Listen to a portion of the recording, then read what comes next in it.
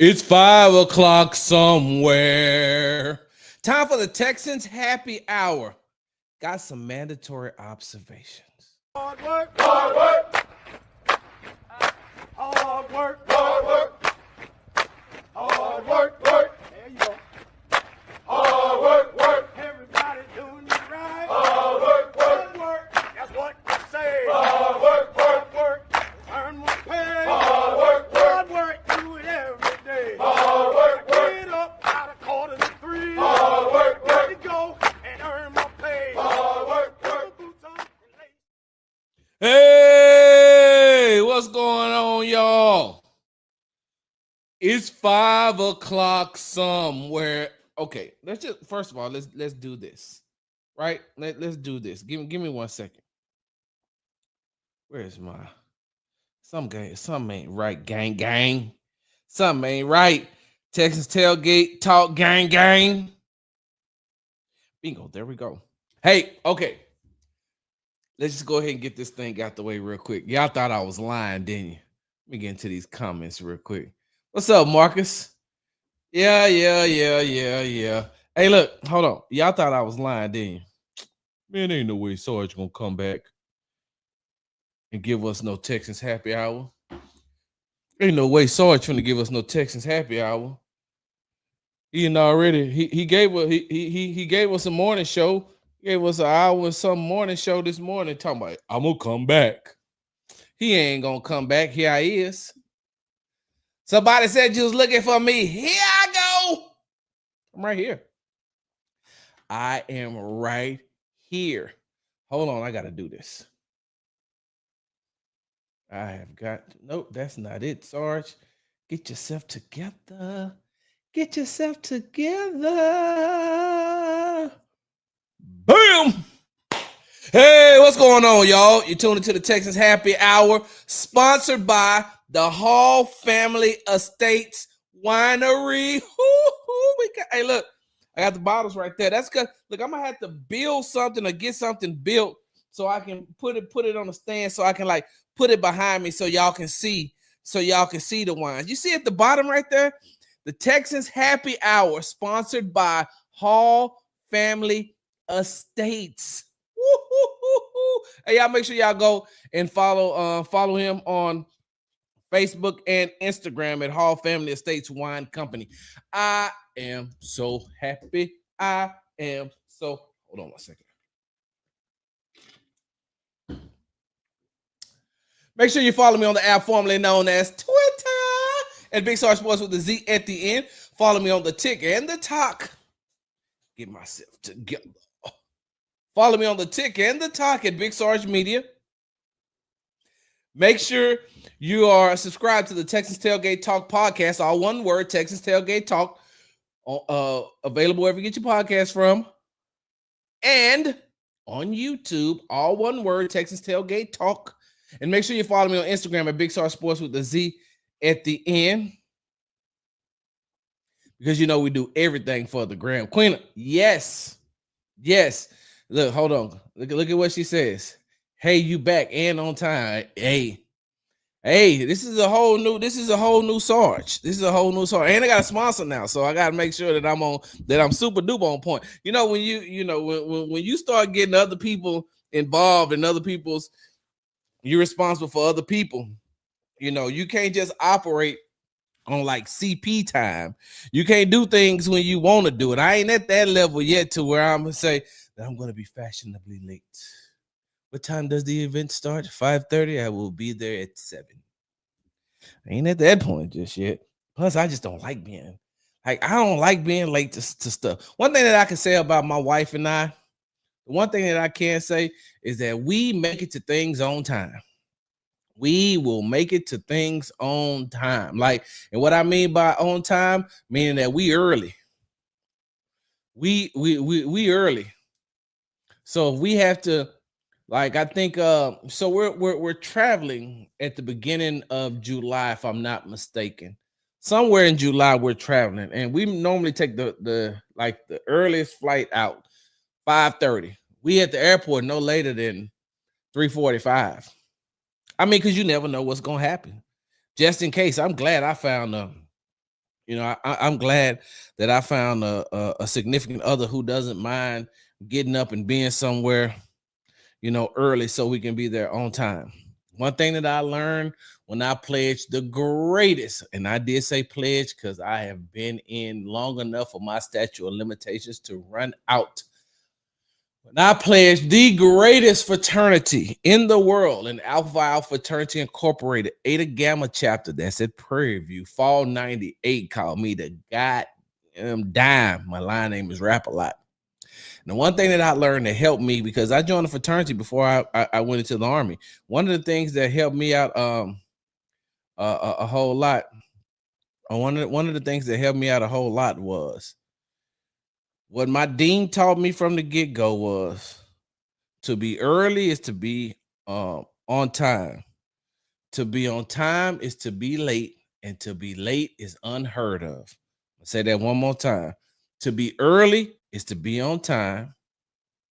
To be early is to be on time. To be on time is to be late, and to be late is unheard of. So if I tell you all, if I give you all the time, I try to make sure that I stay right into that parameters. And I would have been here on the dot, but I had to make sure that I had everything set up for our sponsors. I know you all can't see that just yet.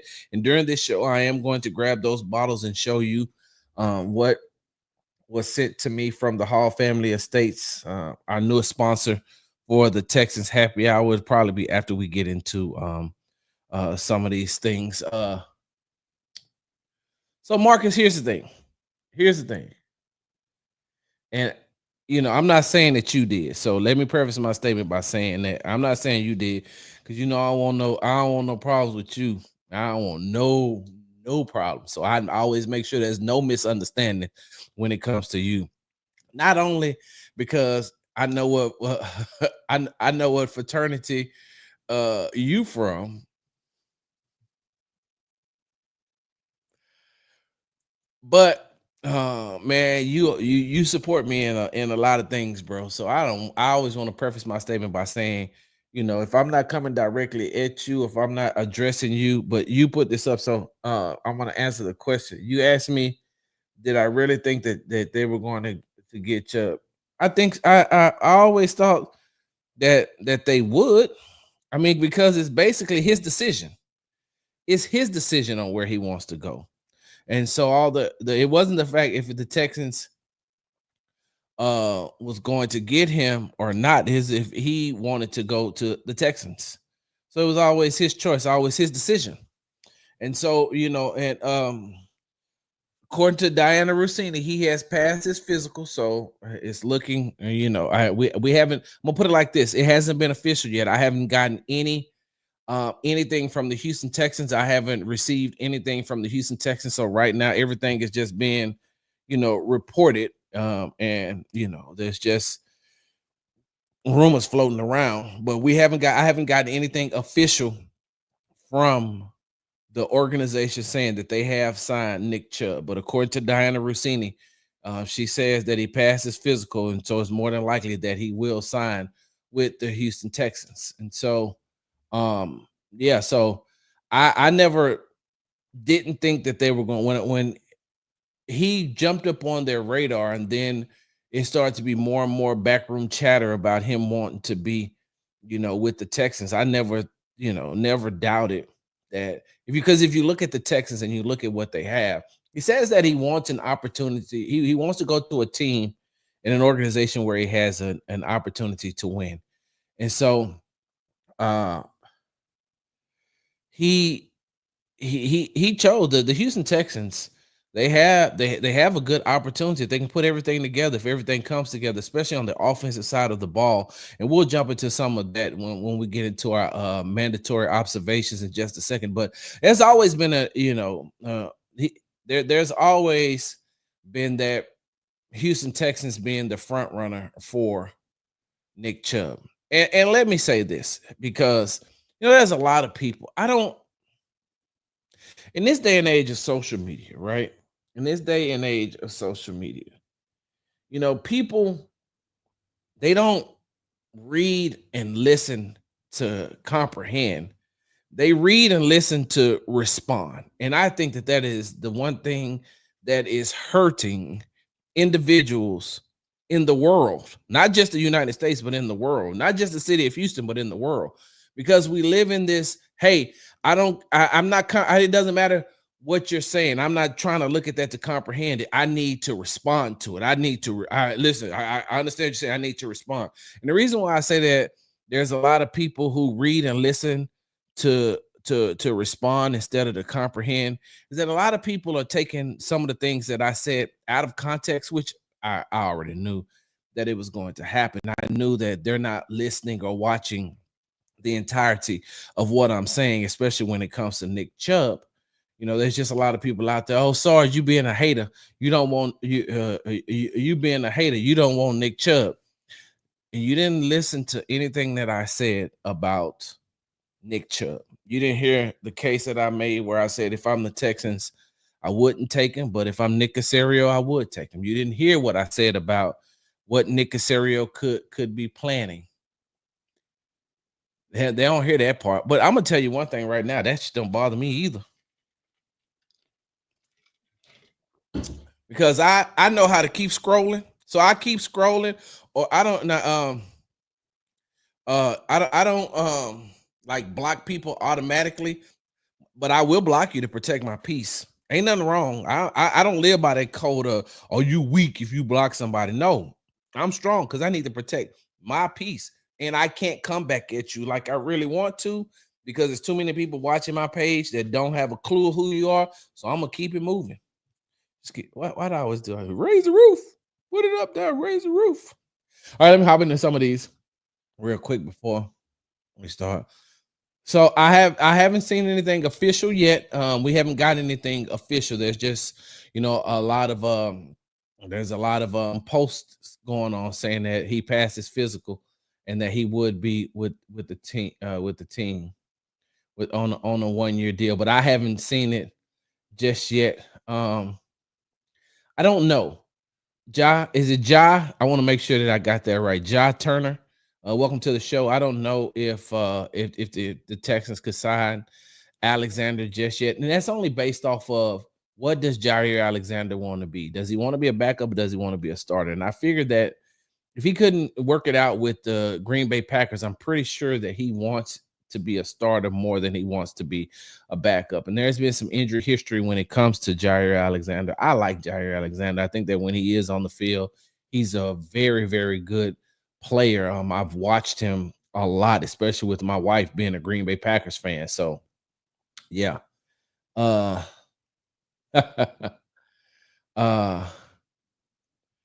Paul says it's official now. So, like I said, and I'm gonna be honest with you, I haven't. Let me check my email real quick because I haven't gotten anything that says that they have.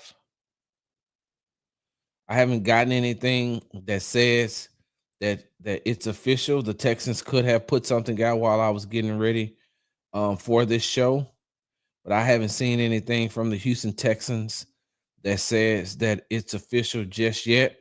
And I haven't talked to enough people in the higher ups to know. So once it's announced, it's announced. We'll definitely know before we get to a mandatory minicamp on tomorrow. Let me see. I read and listen to make all the appropriate jokes. What's up, Derek? Your bar open. For sure.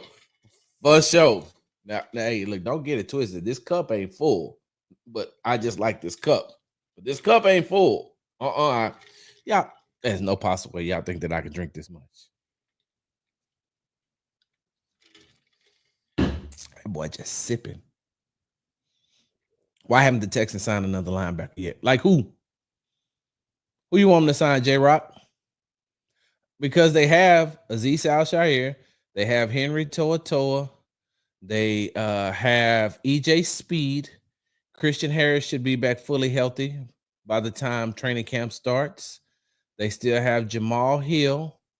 They got Jake Hansen. Like they're pretty stacked at their linebacker position. You talking about an experienced linebacker or more experienced linebacker than EJ Speed? Guess we're just gonna have to find out. Let me see. They said official deal was 2.5. 2.55 with incentives. Like I say, I'm gonna be honest with you. I don't want to put that out there yet because I haven't seen it. I haven't seen it and I haven't been told anything. I spoke with the NFL insider earlier today about it, and at that time, the only thing that they told me was the medicals hadn't come back just yet. During that time, the medicals hadn't come back, but they were on their way back. But they didn't have any time frame or timetables from when he starts. So y'all may be telling me some breaking news. And let me tell you something. As a media member, I don't know it all. I told y'all that before. I don't know everything. I don't know. I don't have all the answers. So you all may be seeing things that I haven't seen. You all may be seeing things from other places that I haven't seen. I'm just going to, when it comes to this particular situation, I'm just going to wait till the Texans make it official and they send me something. That may not be till tomorrow morning, but I'm just going to wait until it's official so I can report it to you all. Right now, it's just reports out there that it has been done for me on my side. But like I said, you all may have something that's confirmed. I haven't seen anything that's been confirmed. With the signing of Chubb, do you think Pierce will be traded? That is a good question because I think that what the Houston Texans are going to do, they're not going to jump the gun and say, "Hey, let me go ahead and get rid of Damian Pierce right now," because it may or may not work out. Hey, what was the name of? God dang it, I can't think of his name. Hey, somebody drop it in the comments. What was the name of the wide receiver that the Houston Texans signed last year? And I think he played in like 3 games before he freaked out. And I think I talked about it maybe on the former show that I was on. I thought that I may have talked about it on Sports Talk with Big Sarge about all the things that he did. Came in when the Texans opened up the door and he just disrupted everything. Disrupted. What was his name? So I don't know about that, J Rock. But what was that wide receiver's name that they brought in that couldn't say that? I mean, he freaked out after the Chargers game, and I was like, bro, are you like I we'll talk about that at another time. I think it's only been announced the last 30 minutes. Who hey Brandon, who reported it? Um See with the Commanders. So I don't know. Y'all give me 1 second before we get this. Thank you. Who did that? DQ? DQ Deontay Johnson, right? Deontay Johnson. And so and I asked for that because when Deontay Johnson was coming in, there was a lot of hesitation. There's a lot of hesitation from myself. And I think that I reported on that. And I said that, hey man, look, what are you getting? You don't know what you're getting. So let's just calm down on what he's about to come in here and do. And those fans were all, it's the exact same way and the exact same backlash that I'm receiving for my Nick Chubb, my Nick Chubb opinion. And everybody was just like, nah, he ain't gonna do that. I was like, bro, he is coming from a volatile space that he made volatile. And not only that, like, when is the last time you haven't seen Pittsburgh Steelers wide receiver that didn't freak out? Plaxico Burress, Antonio Brown, George Pickens now, who is with the Dallas Cowboys. Like, there's always been a history. And then if you look at a running back who wants to get paid like a wide receiver, who catches like a wide receiver, in Le'Veon Bell when he was there, like, there's always been something in that Pittsburgh Steelers locker room. And I was like, hey, bro, just pump the brakes for a second. I know he's gonna get here. You're gonna give him an opportunity, you'll get him another chance. Maybe it's going to be different for him. But let's just pump the brakes before y'all start saying that this man is going to do this, that, and the other. And how long did he last? He couldn't even make it to they won a game and he was pouting, complaining throughout the game. Like it's sad when CJ has to come to you when y'all winning. You got to come to you on the bench and talk to you to help you keep your head in the game and y'all winning. It's crazy when after a win, the some of these players can't go celebrate, and so some of these players can't go celebrate because they sitting there trying to help calm you down in the locker room and explain things to you. No possible way that before that playoff game, you going to the organization and telling them you need this and you need that because you got to feed your family. So you need the ball. You need the ball in your hands more. They need to fix it to where you can get the ball more. You can be featured more in the offense. And I was like, yep, there we go. Yeah, there we go. And so I'm not saying that that's the type of person that Nick Chubb is at all. So I don't want nobody to get that confused. What I'm saying is just let's just let this thing play itself out and see. Because Nick Chubb can come in and give you 500 to 700 yards as a backup and get you like 4 to 7 touchdowns. He could be, one of the best pass blockers on the team. Like Nick Chubb can come in here and be all world. He could, or he couldn't. That's the biggest if that's going on right now. He could, if he's healthy, he can be this way. If he is not healthy or if he can't sustain throughout the season, then it's going to be another way. So in June, we're talking about the ifs. So that's all I have been saying. So now, hey, Chris, that's what we do over here, man. That's what we do on the Texans Tailgate Talk show. We interact, and especially during this happy hour. That's when we really, we really get into. There's no established structure like it is when we're doing the Texas Tailgate Talk live show. And what I mean by that is, I'm recording, and I'm recording right now, but I'm recording, then there's a structure and there's a base and a weight, something that we stick to. But right now in this Texas happy hour, I mean, hell, you know how it is when you go to a happy hour. Everybody just sitting around talking, chopping it up. Somebody might bring up a topic and then y'all just chop it up and talk about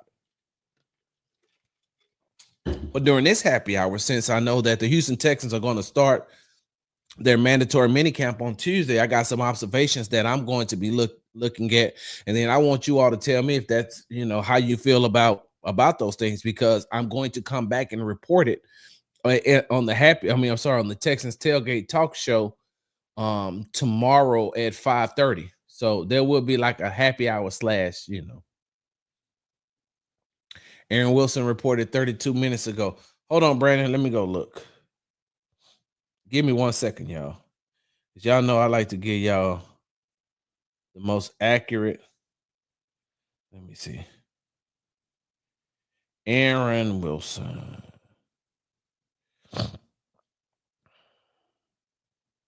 Texans signed 4-time Pro Bowl runner Nick Chubb to a 1-year deal worth a maximum value of $5 million. All right. Hold on for a second.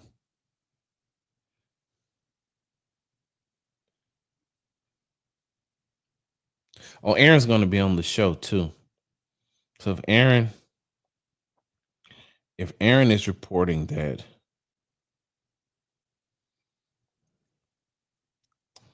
let me see. This is what I love. This is why I like y'all. Y'all give me a second.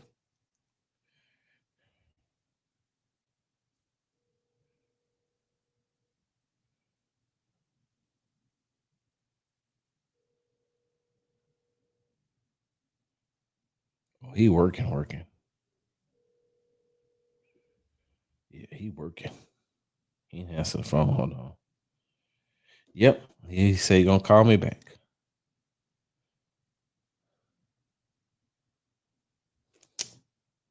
I'll see if I can get Aaron on here to talk about it. All right. Let's go ahead and get this thing going. Johnson was an energy vampire. I don't know why they made that attempt to sign him. Yeah, he was. Is that wheelchair included in 2.5 million asking for a friend? He just has to pass block for me. You're talking about Nick Chubb, right? Nick Chubb angry too. He about to ball out. Hey, that could be true, Marcus. You know we're gonna talk about what look if he balls out, we're gonna talk about it. If he doesn't, we're gonna talk about it, but we're gonna talk about it, right? What's up, Texas Tangent? Offense better have to be better this year. We need to get the offensive game better. That's right. So once again, you tune into the Texas Happy Hour, sponsored by the Hall Family Estates Wine Company. And I got some things that I want to jump into. We have mandatory minicamp starting for the Houston Texans on Tuesday. So I got 5 things that I want to jump in and talk with you all about. First thing, hey, don't freak out if Stroud doesn't throw. All right? Don't freak out. Do not freak out if CJ Stroud does not throw. It is a moot point. It is just fodder for content creators. It's just people who are looking for something. But take it from Big Sarge when I tell you it's not. Hold on one second. Crizzle, hello. My wife's home. I had to tell her hello. I'll be there in a second to make dinner. All right. But don't freak out if CJ Stroud doesn't throw through mandatory minicamp. It does not mean a thing. Not at all. Not one thing. I told you all that. For those of you all who watched, Sports Sunday on KPRC2 News, KPRC2 Houston, when I was on with the sports director Randy McElvoy and with Aaron Wilson, their Texas insider. The first thing that we led with was talking about CJ Stroud, right? And I think I talked about that this morning on the Texas Tailgate talk show, the morning edition. And I said, Randy asked about Shouldergate, right? He called it Shouldergate. And then Aaron made a point that I had told you all about weeks ago when I said, hey, just a question. Right? Just a question. Hey, what if CJ hurt himself working out? And what I mean by hurt himself, not hurt like injured hurt, but what if the general soreness is from CJ just doing different types of activity and different types of work? Remember I said that? Hold on. Where is that at? Hold on, I got it right here. Do do do do do do do do do do do do do do. Yeah.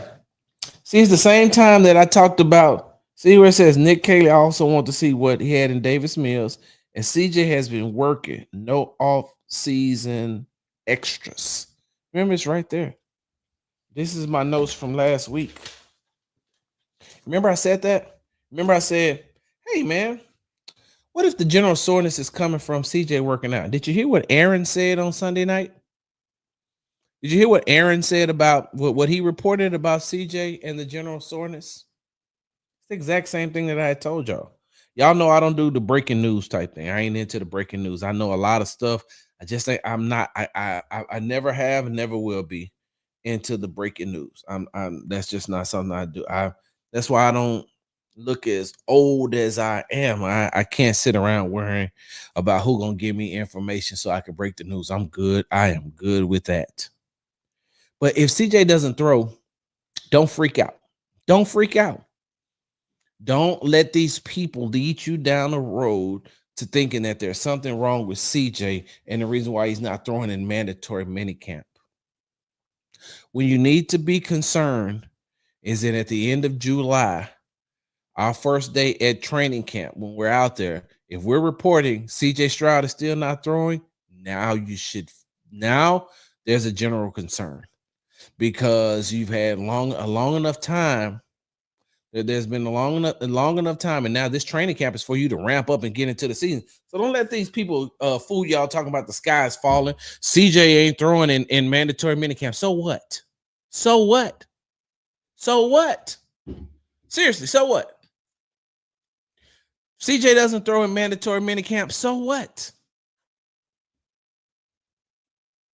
And don't y'all freak out. Don't y'all start all these narratives. Hell, last time in the first week of OTAs, y'all said this man couldn't lift his arm. That was a lie. Not y'all per se. I'm talking about people. People said he couldn't lift his arm. People saying he couldn't throw. People saying he's not throwing because he's holding out for a new contract. And I said, where do y'all get these things from? And the sad part about it is there was a lot of big accounts talking about this too. And I wanted to tell some of those bigger Texan content accounts on social media.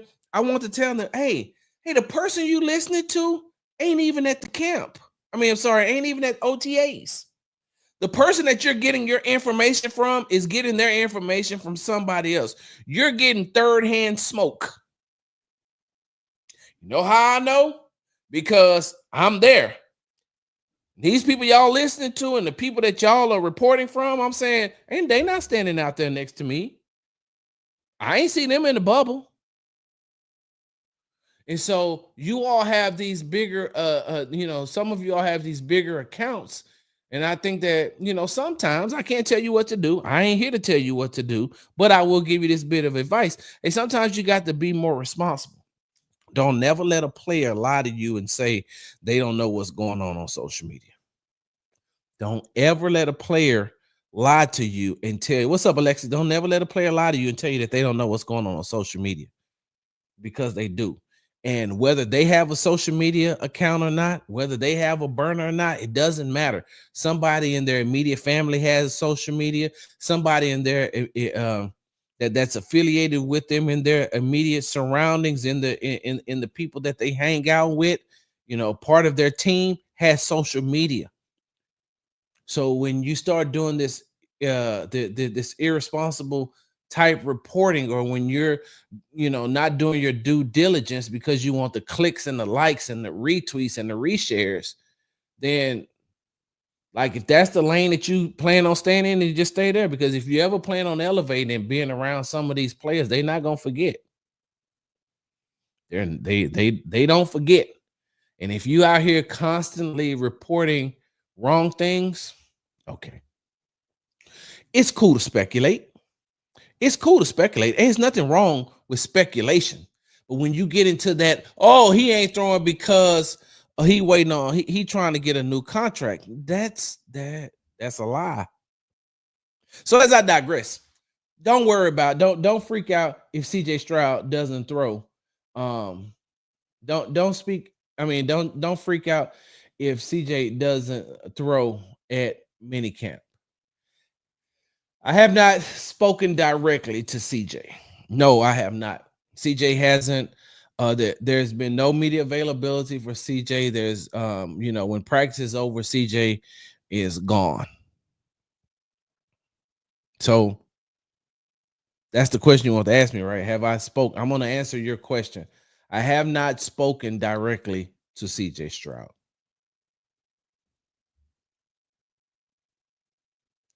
I haven't spoken directly, J Mac, to CJ Stroud. Impossible. You can't feel anything after workout. It must be an injury from last season, or a secret had his arm amputated. Hey,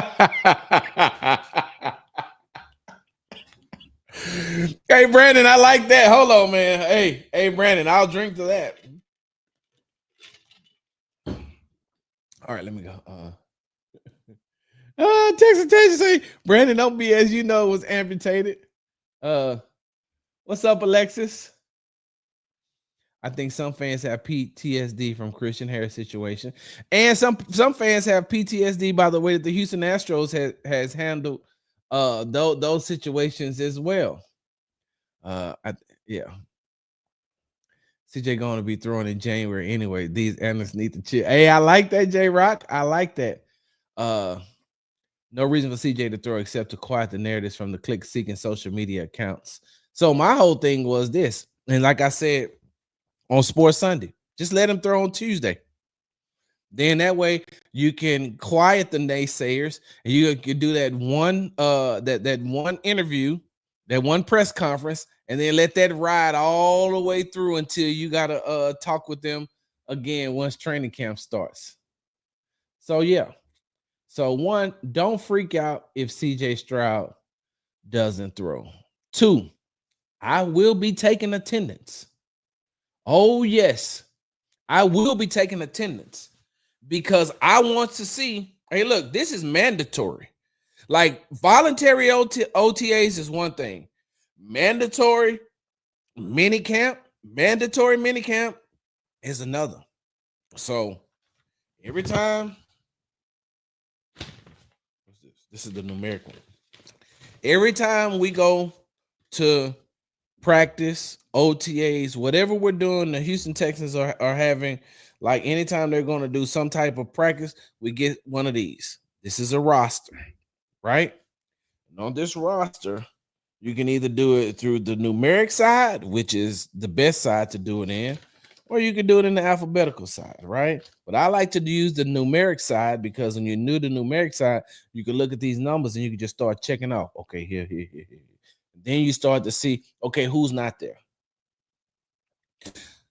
2 weeks of voluntary OTAs, hey, you can be back in there for the training or whatever the case may be. But if I don't see you on the field in any type of capacity, you don't even got to be practicing. But if I don't see you out on the field, I'm going to report you as absent. Hey, how many educators do we have in here? We have a lot of educators in here, right? Hey, Miss Jordan, how you doing? I'm just here for me too. I'm here for the comments as well. Hey, but how many of you do I have any former educators out there? Any former educators out there, or any current educators right there that's enjoying your break so far? Like y'all don't break now, right? So that means it's 5 o'clock all the time for y'all, right? It's 1 o'clock or whatever the case may be. Like now you are out of school. If you ain't teaching summer school, you like chilling, right? So how many educators do I have out there? Thanks, Alexis Foreman. So you already know that as an educator, when you start taking roll, hey, if you ain't in your seat, you absent. That used to be my rule. Hey, let me tell you something. Come in this classroom, sit in your seat. Because when you sit in your seat, I'm about to take attendance. So come in, sit in your seat. Once that bell rings, once that tardy bell rings, right? Once that tardy bell rings, my class started. If you ain't in your seat, you absent. Don't be standing up. Don't be standing around. Don't be lollygagging, slowly coming in my room if you ain't in your seat. So that's how I am. If you ain't on the field, you absent. Oh, he ain't on the field. Oh, he in the back getting training. He ain't on the field, but he in the weight room. He ain't on the field though. So I'm gonna put it down there. He was like I'll put an asterisk by it. I'll say he wasn't on the field, but he was here, just like I did when I told you all about OTAs. Christian Harris didn't participate in OTAs, but he was still in the building. Jimmy Ward put out a video. He wasn't at OTAs, but he was still in the building. Damian Pierce, Dalton Schultz. Like there was a lot of players that were doing that was lifting and getting treatment while voluntary OTAs was going on. That's cool. This is mandatory. So if you ain't on the field, you ain't here. It's mandatory. This say you got to be here.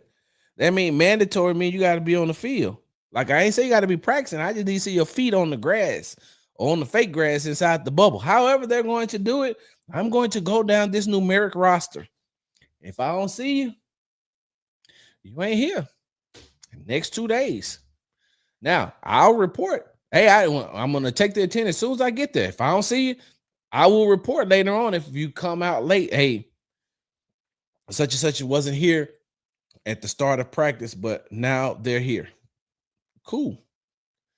I will be taking attendance. And the reason why I keep harping on I'm taking attendance, because I feel like with the Houston Texans fans, that they're obligated to know who's there during this mandatory time.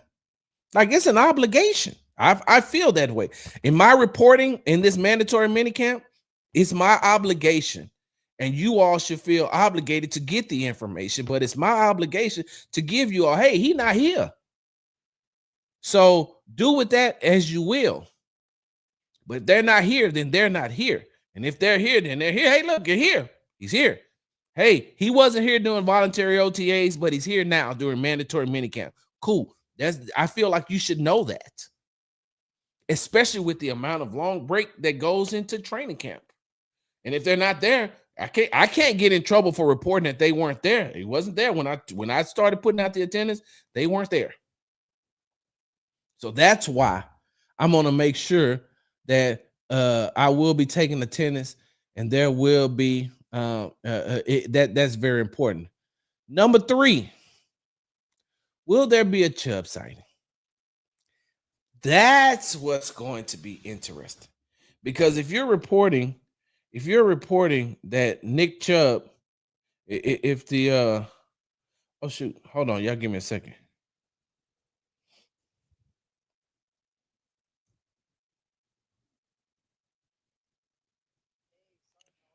Aaron Wilson, KPRC2, Houston Texans insider. I don't have you on speakerphone, but I am currently doing the Texans happy hour right now. I am doing the show live.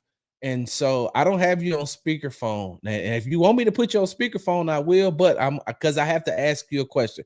I haven't seen anything that's official about Nick Chubb being signed. But they said that you reported it, and we know that if there's anybody who has the inside track for everything Houston Texans, that you do. So can I wait? Can I put you on speakerphone? And look, and make sure you plug. Hey, look, Aaron. Even though they can hear me, act like I'm whispering to you. Hey, make sure you plug your YouTube show where they can find all of your information too. Okay, we're gonna. All right, hold on for a second. All right, right now I have Texas insider for KPRC2 News, Aaron Wilson. Everything Texans inside, all the sources, all the sources go to Aaron. Everybody, all the agents love Aaron. Aaron gets the information first, and if Aaron says that it's going to happen, it's going to happen. If Aaron says that there's a likelihood that it may not happen, then that means that it may not happen. I trust this man to the fullest, especially when it comes to the Texans information. So right now, Aaron Wilson, I'm going to repeat what I just asked you. I'm not sure. I wasn't sure because I hadn't seen it confirmed, and I didn't get anything from the team saying that they had, but they said that you reported it. So is Nick Chubb officially a Houston Texan? Yes, he is officially a Texan. He passed his physical. He signed a 1-year contract that has a $2.5 million base value, just meaning that's the minimum that he would make. But he can make up to $5 million. Don't know all of the particulars of his incentives, but just like in most player contracts, there's the max value and then there's the base value. So there's a basement and a ceiling. So his ceiling is 5, and that's great backup running back money. That's elite backup running back money. So what they envision is a tandem. But yeah, he has officially signed his contract, and the Texans are thrilled. So yes, he is a Texan, and it happened fast.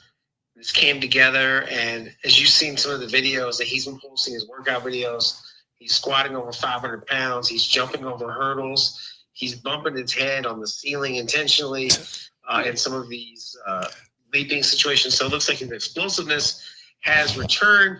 Obviously, we want to see it on the field. And so they've got uniform for him and pads, and we'll see how much he does tomorrow when we're at the minicamp and Wednesday. Those are our 2 minicamp days for this Texans mandatory minicamp. But yes, Nick Chubb, officially a Texan, and the flexibility that they've had here to get it done is outstanding because they created enough cap space by getting the money from the Shaq Mason release designated as a post-June 1st cut. And that gave Nick Caserio, who I think has done a good job this offseason, more financial flexibility to maneuver And to make a deal like this shows again, when I say they're all in, they're all in. They're trying to do better at all the positions. They had a corner in today. There was a former first-round pick, no immediate deal for Damon Arnett, but they're definitely looking under all stones. They have 2 long snappers. They still worked out 2 long snappers today. So when I say the personnel department's working hard, they are working hard. And 2 really deserving promotions, too, for sources. James Lipford has moved up to assistant general manager under Nick Caserio, as well as the same title for Chris Blanco. These are behind the scenes guys. I think a few people maybe know Lip because he's done a little more media, but Blanco had done a Zoom with local reporters too. He's a really smart guy, former Dartmouth football player and a lawyer, and law degree from Iowa. Those are scouts, right? The former scouts. Those are scouts, yeah. But Lip was a linebacker at Georgia Tech and a special teamer, and then he worked for the Patriots. Was hired originally by Brian Gainey. He's moved up the ladder under first Bill O'Brien and now the Nick Caserio, DeMeco Ryans regime. So definitely a key guy. So these are some things that happened just today. Everything I just said was today. Tryouts, promotions. Yep. Lots to talk about. Well, real quickly, Aaron, do you think that we will see Nick Chubb here in the next 2 days, or because that physical just happened and because he did just sign that, maybe we won't see him until training camp? I think he'll be on the field, whether he, does the drills. I mean, the drills aren't very tough, not all respect, but, this isn't strenuous. If you can squat 500 pounds and do all that jumping, then could you take a handoff and run up the field or catch a pass? Go through some drills with Danny Barrett? I would say absolutely. Could do the bag drills? Yeah. I mean, I think a lot of people could do those bag drills if you're in any kind of shape. So, yes, I no one's told me this, but I'm going to say I vote yes. He will be on that field and he will do something, whether that's everything or whether he does the interview. I don't know that. I haven't even asked, but I would say, I mean, they didn't sign him didn't take 5 weeks off. This is work he could get. And I think also, if you look at the timing, why would you sign him the day before the minicamp and you didn't want him to do the minicamp? Like, you could have put this off till training camp. No, he's another reason. Yeah, they're giving him almost up to $5 million to do something. So he's and obviously the player's going to vote yes, indubitably yes. He wants to do stuff. So one thing I'll say about Nick Chubb, this is a high character guy that's third on the Browns all-time leading rushing list behind the great Jim Brown and Leroy Kelly, Hall of Famers. So this is a special back. And you remember the one where he ran out of bounds? He could have scored the touchdown, but he didn't go for the glory. He wanted to run out the clock to get the win. So this is a team guy. So whatever touches he gets, whether that's 5 touches, 10 touches, I don't know. Or if he has to start, if Joe Mixon has an injury, obviously Joe is injured right now. So sure. Nick Chubb, I think is a good ad, but I just feel like he fits the culture well. I mean, he put up with a lot of losing up there in Cleveland. Yeah. And you never heard about him complaining once or ever being a problem other than getting hurt. So he's respected, very respected. For sure. All right, Aaron, tell the people where they can find all your work. On, of course, at KPRC Television with Randy McElvoy and Alexander. And did Sports Sunday with Big Sarge. We had a great time doing that as usual. Yeah. And then our website is www.clicktohouston.com. I am on Twitter/X. I like to call it Twitter. I know it's been officially renamed by Elon. Elon, thank you for the checks. I get them twice a month. I appreciate them. Sometimes they're small, sometimes they're not. But I appreciate every penny and dollar. No one ever says anything nice about Elon. I'm going to say Elon's money is green and I take it. So, Aaron Wilson _NFL. Instagram, Aaron Wilson 7128. And my newest venture is YouTube, which of course Sarge is going to take over YouTube as well. And I'm at Aaron Wilson Sport. Very original name, I know. And that's where I have sometimes some cool content, or at least my wife says it's cool. I did get asked by NFL live. I'm name dropping. They want my CJ Gardner Johnson interview, so Yeah. I told them that was fine. They could use it. Just spell my name right. Appreciate them asking. And yeah, no anything. We're gonna talk Texans there. I'm still trying to figure out YouTube. I feel like it's a exciting place to be. So and it is free. But if enough people watch, for sure, you can make some money. So yeah, Sarge, you're gonna get there too. Because I can tell you, Sarge has good content and Sarge has good interviews. Yeah. So guys, tune into Sarge's channel, like, watch, subscribe, sign up with Big Sarge. I appreciate that, Aaron. I will see you tomorrow, and then we're gonna definitely get you on here on this Texans happy hour, so you know I can have you on the screen talking, and the Texans fans can interact with you. Thank you for the information, Aaron. I appreciate it. You're welcome. Next time. All right, now. That was Aaron Wilson, Texans insider. So okay. So if Aaron says it, it's official. And I'm not saying everybody that put in the comments, I'm not saying that you all weren't right. I know that I didn't have anything official. But if Aaron says it's official, then it will be official. So number 3 for my mandatory observations is, will there be a Chubb sighting? And I think that, so if they're smart, so this is the way I would play it. If CJ Stroud is not going to throw during mandatory minicamps, then I'm just going to bring Nick Chubb out there and let him be the story for the first day. Don't let him talk. And then the second day, if CJ doesn't throw, right, instead of making that a huge story, now I'm bringing Nick Chubb to the podium. Like, that's what I would do if I was in the PR department. Like, if I was Nick Casario, if I was D'Amico Ryans, I'd say, okay, look, day 1, Nick Chubb is going to be out on the field. Chubb is going to be on the field. And he's just going to be, going around. We may put him through a drill or two. Let them get some video footage of him going through some drills. Let them get some pictures. Let them, tweet these things out on what he looks like, how he's interacting with the team. That way, when the first 5 to 7 questions to D'Amico is going to be, why did they sign Nick Chubb? That's the first day. The second day, I'm having him back out there. I'm having him do, a little bit more. And then I'm telling the media, hey, you're going to talk to Nick Chubb today. And that way you take away all of that other stuff. You take all the way to the other CJ Stroud stuff, and you make Nick Chubb the story. I should be getting paid for this.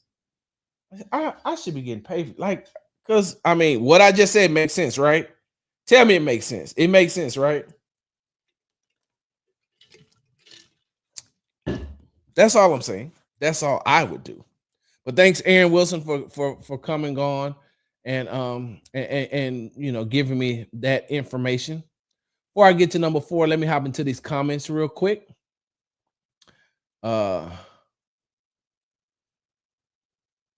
H-Town's Finest says the offense will be better this year. There's a big caveat that will transform offense. CJ can audible and adjust play call. That's going to be huge, H-Town Finest. That's going to, yes, non-existent last year. And that's why I've talked about that on more than one occasion here about asking Bobby, hey, can CJ not audible? So that's all. You say the Texans posted it too. Yeah, by the time when I started this, I hadn't seen the Texans posted. When I went to look for it, I didn't see it. I hadn't gotten any emails about it. So H-Town Finder says, I'm sorry, but Chubb is overrated. He has substantial interest. Will not be the same Chubb. 2.5 to 5 million 1 year as a tandem. I think it would be a big mistake trading DP3. I feel like Nick makes more free agent moves than any GM we've had. Exactly. Chris Blanco moving up to the east side, getting the same title as Liv. And my surprise, they do an outstanding job. What up, Tay? Aaron Wilson's doing a big Sarge takeover. If you told people at the start of 2023 that in 2 years Joe Mixon and Nick Chubb would be the Texans 2 starting running backs, they would have called you crazy. Hey, I would have too. I'm not gonna even lie. I would have called you crazy. This is something we're gonna have to talk about, J Mac. We're definitely gonna have to talk about that. I wish I could get into the PR. Nick Chubb already said, "What's up, H-Town? Let's go to work." The best audible is the subtraction of slow it. Cleveland season ticket holder, going to miss him. Glad to see where he is going though. Hope he can bounce back. Wait, hey William McKinley, you're a Cleveland Brown season ticket holder. Please drop that in the comments. If you're still here, you're a Cleveland season ticket holder, because I got a question. I just got one question, and I haven't been able to really get a hold to anybody from the Cleveland Browns. Hold on. Adrian Peterson was supposed to come back was supposed to come back. Hey, we already talked about that, Brandon. Adrian Peterson is the Black Panther. He got vibranium in his system. So William, listen. It's the Texas Happy Hour, y'all. Y'all know how we do it. We talk about stuff, but then sometimes we may deviate from the plan. Hey, William, I got a question. What is the mood like in Cleveland about having Shedeur Sanders? And I'm going to say this. I am a huge Shedeur Sanders fan, right? I'm a huge fan. Do I think that there's things that he can improve on in his game? I do. I wish he would have been able to be drafted by the Las Vegas Raiders so that Tom Brady maybe could work with him. But if not, hey, I'm cool because Stefanski is the head coach of the Cleveland Browns, right? If I'm not mistaken, Stefanski is, right. But I think that he didn't land in a bad situation either. I don't think in Cleveland. I hope that he destroys the Pittsburgh Steelers every year, because they had an opportunity to draft him and they didn't. But what is the general mood like in Cleveland when it comes to Shedeur Sanders? I just want to know that. William, hey y'all, for y'all that are just joining, William is a Cleveland Browns fan, season ticket holder. He said fans are pumped. We're most confused about the Gabriel pick and Shedeur fits Stefanski's scheme. Gabriel, that was the quarterback out of Oregon, right? That was the quarterback out of Oregon that got picked. And I think the Houston Texans played the Cleveland Browns in 2026, if I'm not mistaken. I think they play in Cleveland in 2026. But yeah, I just want to know that. That was just a side note for me. I just want to know what the mood was like, because I'm gonna be honest with you. I got Shedeur Sanders starting by week 3. I like the fact that he got a chip on his shoulder. I like the fact that his dad is going to be in his ear and say, hey, they don't think you're nothing. You got to prove them wrong. I hope that he has a very good training camp where he gets in and he works and he does exactly what he needs to do. And I think that if he gets in there and he does what he needs to do and they build around him, they build around Shedeur Sanders, then you're going to be looking at another, that AFC North is going to be tough again, because you have the Cincinnati Bengals there with Joe Burrow. You got the Baltimore Ravens. You have the Baltimore Ravens with Lamar Jackson and everything that they're able to do. If Cleveland Browns can bounce back and put a team around Shedeur, I think that will be great. I don't believe in the Pittsburgh Steelers.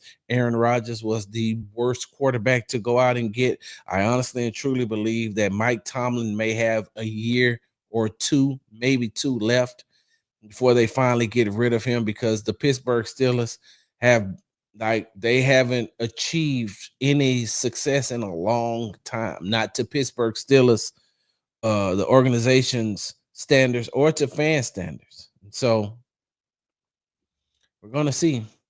We're gonna see. Gabriel is too little. I do card breaks and should do a value still. Okay. All right. Brandon say don't sleep on Gabriel. Brandon says hot take. Browns trade their higher first to the Rams next year for 2 or 3 firsts so the Rams could get a quarterback. The Browns rebuild over 2 drafts with 5 firsts. So you think that they'll give away Dylan Gabriel to the Rams to replace Matthew Stafford? That's a good one. Hopefully the fall in the draft gets to grow up that we never got to Baker. Baker had the keys to the city day one. Sheesh. Man, William, you're going to have to come back, man, especially when I do my AFC show. Once training camp start, I will be talking about all the AFC, not just the AFC South, but I'll be talking about all the AFC, as that's where the Houston Texans play He says that Shadur is smoking Gabriel in camp. Yeah, I've been seeing those things too, but I've also known, I was like, well, maybe they're just showing the highlights and not showing everything. So let me get back, because y'all did hear that y'all heard my wife coming to the door, and I gotta go feed her pretty soon because she hungry. So this is the Texas Happy Hour, sponsored by the Hall Family Estates Wine Company. We got us a sponsor, dog. And this is 5 things that I want to observe. So number 1, I said don't freak out if Stroud doesn't throw. Number 2, I said I will be taking attendance. I feel like that's very important. Number 3, will there be a Chubb sighting? We had Aaron Wilson from KPRC2 on the phone to give us all the Nick Chubb news. So we may see him on Tuesday. Number 4, establish a look for the offensive line heading into training camp. All right. Establish a look. Establish a look for the offensive line heading into training camp. Some of you all want to know what that means, right? So Sarge is going to tell you. Give me a second.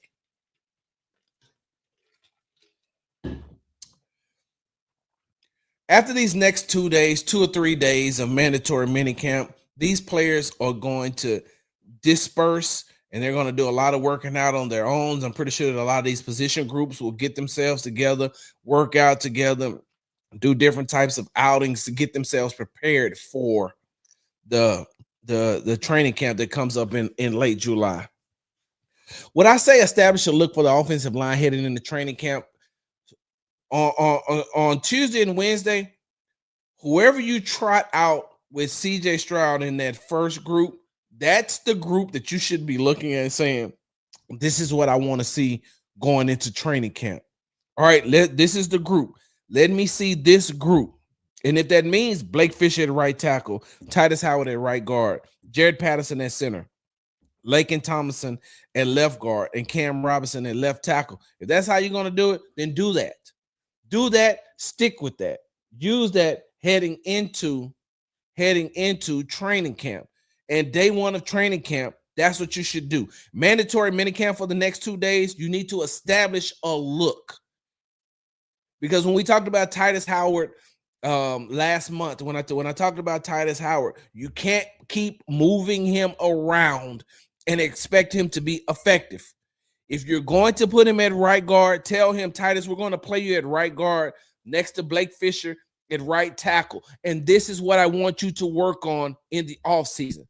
Don't come in there and say, well, Titus, you may play tackle or you may play guard. No, let him establish himself on what position you're going to put him at, so he can build up anything that he need to build up, those tendencies that he needs to be effective. All this mixing and matching and moving around, that does nobody any good.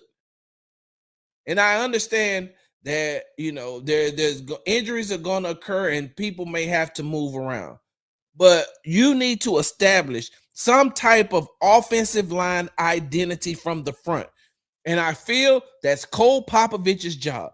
Cole Popovich should come in with a game plan on Tuesday and say, all right, guys, this is who we're going with. This is who we're going with heading into training camp. So for the next 2 days, I just want you all to get acclimated with playing with each other, picking up the small little tendencies, something that you can use heading into training camp. Yeah, this is the line that we're going to use. And if this is what we're going to establish as the offensive line, I need you all during the break to get together and to work on the plays, the run blocking scheme, the pass blocking schemes. Hey, if Titus is going to be a guard, hey, you got to practice pulling. You got to know this. You got to know that. You got to establish the offensive line, and you got to establish the offensive line's identity right now. Because you got a new play caller in Nick Caley, right? You got a new play caller in Nick Caley. You got some new additions to the offensive line. And so not only does CJ have to get used to these new plays and all this new verbiage and this new lingo that he has to learn as far as the playbook is concerned, but he also has to learn the tendencies and the habits of the people that's going to protect him. It also gives if Jared Patterson is going to start at center or if Juice Scruggs is going to start at center. Those guys need to you need to establish who's going to be the starter and you need to establish who's going to be the backup because your center is the quarterback of your line.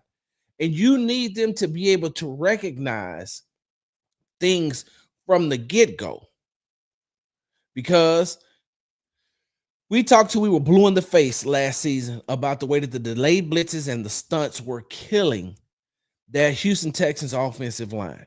And one of the reasons why it was killing that offensive line was because there was no communication. But that non-communication or that miscommunication was a lot because that room was in disarray. And I think that I put out a video today. I did one of the digging in my duffel bags and pulled out one of the videos from Nick Caley's introductory press conference. And you heard D'Amico say the one thing that he's been saying since the offseason started, since the season ended. Hey, I need one voice in that room. One voice in that room. One voice in that room. This is what you need to establish right now. They don't need to have any disarray going into training camp. When I got an opportunity to speak with Juice Scruggs, and that interview is available on the Texas Tailgate Talk YouTube page, go and listen and hear what he had to say about Cole Popovich. That's the thing that you want to hear. I've tweeted out on numerous occasions about Cole's interaction with the players, and it looks like he's ready to suit up and play himself. But you can't lose all of that doing all this mixing and matching. Sure, you're going to do some in training camp. For the most part, you already establishing what in training camp, you already establishing what you want that unit to look like. Let these guys get themselves started early. Let these guys get themselves started early in doing these type of things. And if they're able to have a game plan, if you have something set in stone that this is what's going to happen, now you're establishing that heading into training camp, and you can have an established offensive line identity. Because one of the things that I said about Nick, about them signing Nick Chubb was you're still rebuilding your offensive line as well. Like the Houston Texans are rebuilding their offensive line. You don't have the time. You do not have the time to tinker with every little thing. You don't. There's too many new additions, and there's a new play caller, and there's a new playbook. There's a new offensive identity, not just offensive line identity. There's a new offensive identity that these players have to learn. If you were rebuilding your line, but CJ was playing in the same system going into the third year, I'd say, you know what? You have some time. You would have some time if CJ was going into the same system. But everybody is adjusting. Everybody has to learn. Everybody has to learn. And you can't get to second, third week of training camp still trying to learn. Well, maybe Titus may. You know what? Let's look at Titus at left tackle. Huh? Are you putting him there because you don't think that Cam Robinson is doing a good job? Or what are you doing? If Cam Robinson is doing an outstanding job during training camp, leave him there. Don't move Titus over there just because you want to see. What do you want to see? No, let him get as many reps as he can and where you're going to put him. Let Blake Fisher get as many reps as he can where you're going to put him. Wherever Juice Scruggs is going to be, wherever Jared Patterson is going to be, let them get those reps. Let these new guys and Ed Ingram and Laken Tomlinson and Trent Brown and Cam Robinson and some of these other offensive linemen that they brought in, hey, these guys need to know, hey, this is what you're going to do. This is what you're going to do as a backup. So I need you to learn that position, but I'm going to give you reps at the position we want you to play. So they have to establish a look for the offensive line heading into training camp. That's the fourth thing. The fifth thing that I have, fifth and final thing that I have, my mandatory observations going into the next 2 days. And we'll talk. Don't get me wrong. We're definitely going to talk about this on Tuesday during the Texans Happy Hour, sponsored by the Hall Family Estates. Wine Company. We're going to talk about that. This is the last and final thing that I'm going to look at Tuesday. And it's gonna, some of these things I'm looking at Tuesday, I'm gonna be looking at them on Wednesday as well. But I know that once I get a chance to observe the mini camp, I'm gonna have notes, and there's gonna be some other things that I might want to look at going into the last and final time we will see the Houston Texans before they go into training camp in late July. But the fifth thing, what will the interior defensive line look like? Let me sit up for a second. Let me sit up for a second and let me get me a drink. Let me get me a drink.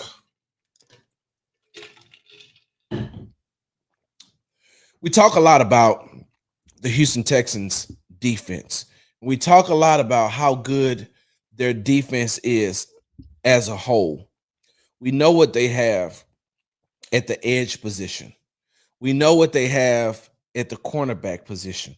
We know what they have at the nickel corner position. We know what they have at the linebacker position. We know what they have at the safety position. But the interior defensive line, I feel like, is where the Houston Texans bread and butter will be made.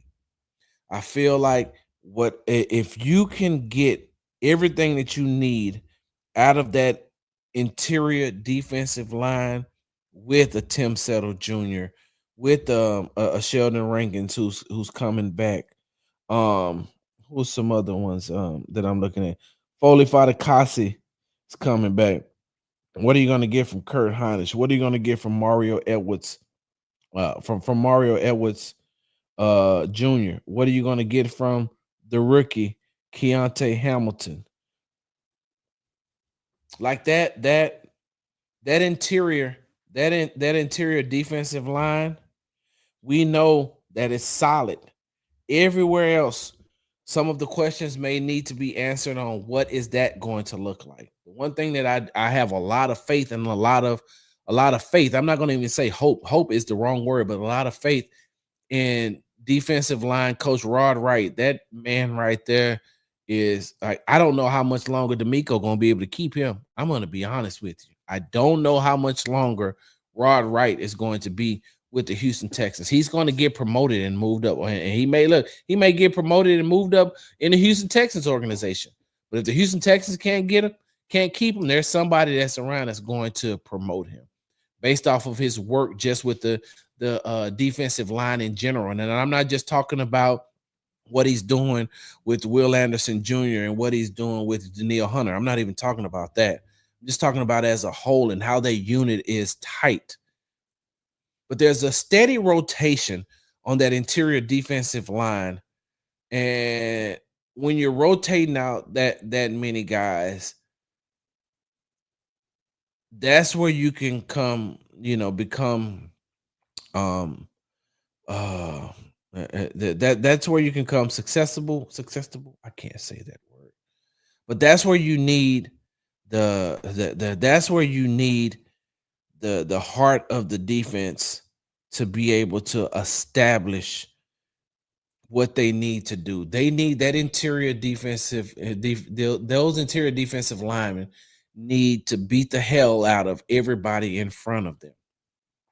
And there's going to be a steady rotation of defensive linemen going in and out. But there's also got to be a point where you get to a point where it's like, hey, this is who we're going to have. This is what's established. And look, I forgot Danico Archer can play defensive end or defensive tackle, but you've got to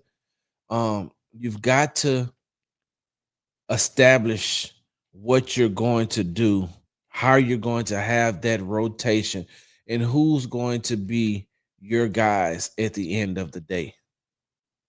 Because if you don't establish that, and if they're not able to do what they need to do in that interior part, then you're putting a lot of pressure on your linebackers. You're putting a lot of pressure on Aziz. You're putting a lot of pressure on Henry. You're putting a lot of pressure when EJ Speed's in the game. You're putting a lot of pressure on when Christian Harris is in the game. But overall, I'm going to be honest with you. Overall, I like that their interior defensive linemen. They all have this mentality of, Hey, I just want to beat the man in front of me. If anybody's seen any interview with Tim Settle Jr., or if you've ever talked to Tim Settle, you already know that his mindset is, hey, Tim told me last year, I think I may have it on video. He said it on the record. Tim is like, hey, shoot, I need to make the Pro Bowl. I'm like one of the best defensive tackles in this game. He believes that. And he plays like that too. And look, every football player is not going to win every rep. So yes, Tim has lost some reps, but Tim has won more than he lost. And so he has that mindset. Tommy has that mindset. Sheldon Rankins, he still has that mindset, and he's going to be able to teach a lot of these guys, moving forward. We know Foley Fatukasi, what he can do. We know what Mario Edwards can do. Did I miss Derek Barnett? Because Derek Barnett sometimes slide on the inside too. I know he plays defensive end, but they've used him a time or two. But that interior defensive line is what I'm going to be watching in this mini camp, but I'm also going to be watching it throughout training camp. I want to see what the rotations are going to look like. I want to see, who they're starting with and then how they're working those rotations.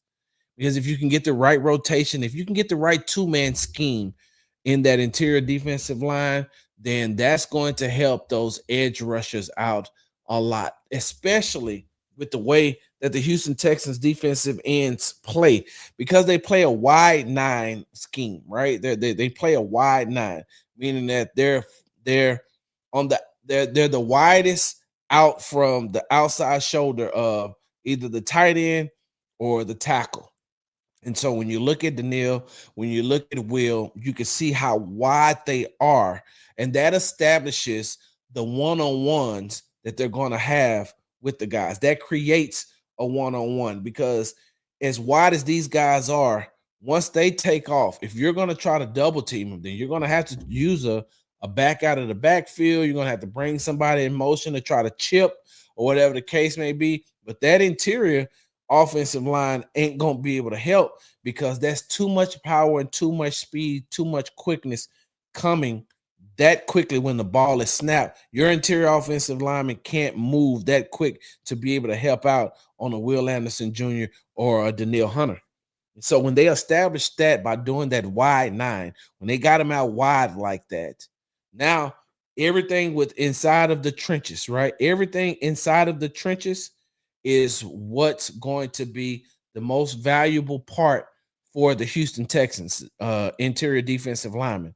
They have to win those battles on the interior defense. I'm sorry, in the trenches, in the interior part of the line. And so that's what I'm going to be looking at. That's the fifth thing that I'm going to be observing, just looking, come Tuesday during minicamp, just seeing, looking at some of these, these rotational, the rotations of how and who's playing with one another. And so, let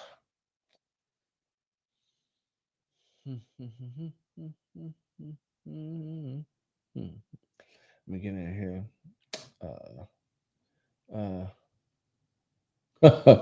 No continuity from the center and guards. I almost killed CJ last year. I almost got CJ killed last year. Uh, I don't understand what that means. Not too complicated. I don't understand what that means. This line will either improve substantially, and it proves that either Tunsil or Strausser was the problem or they'll flop. He's talking about the offensive line. How important is Harris' development for this defense? Very.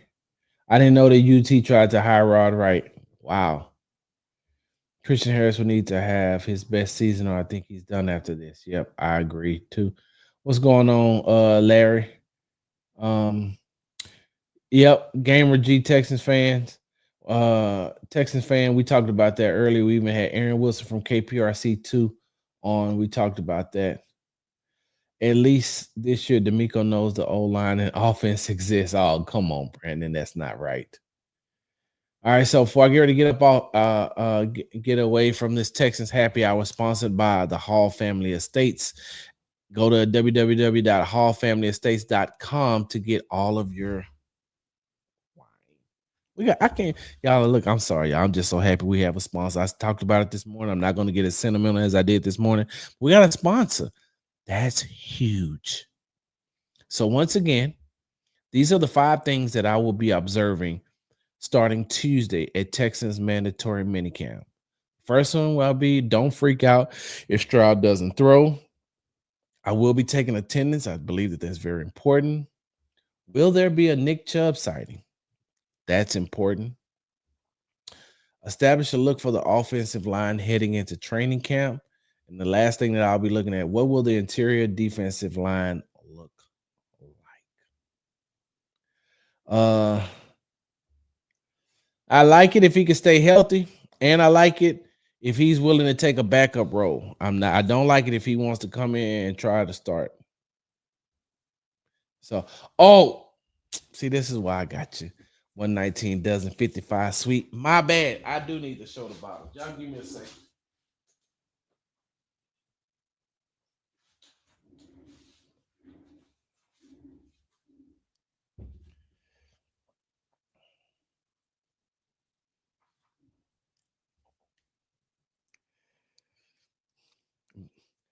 This Soraya red wine and this Alter Ego peach white wine was given to me by our sponsor, Hall Family Estates Wine Company. Hey, if you go on Twitter, I put up a post. I just need everybody to go and follow that page. But I also need you, go in and look at the collection. Look at the collection of wines. This is a winery out of Brazoria County. The young man who owns this, I went to school with at Prairie View A&M University. Lamont is an amazing young man with a big heart. He's an educator as well that gives back a lot to his community. But this is something you need to like there's a story behind this, and it's his story to tell, not mine. But y'all got to go out. But we got to sponsor y'all. Ain't nothing but a party, y'all. So y'all know what that means, right? More Texans happy hour shows. More Texans happy hours. Because we got a sponsor. All right, I gotta go feed this lady before she put me out. Because if I don't feed her, she will put me out. I gotta go. Make sure you follow me on the app formerly known as Twitter at Big Sarge Sports with the Z at the end. Follow me on the Tick and the Talk at Big Sarge Media. Make sure you subscribe to the Texans Tailgate Talk podcast, all one word, and available wherever you get your podcast from. And my YouTube channel, Texans Tailgate Talk. And make sure you follow me on Instagram at Big Sarge Sports with the Z at the end. Because we do everything for the gram. Big Sarge Sports with the Z at the end on the app formerly known as Twitter. Y'all go and drop me drop a comment, and if y'all want a morning show, if I get enough people to say, hey, sorry, we want to do a Texas Tailgate pregame before you head out to the minicamp, I may be able to assist you all in that. Big Sarge, I'm out. Big Sarge.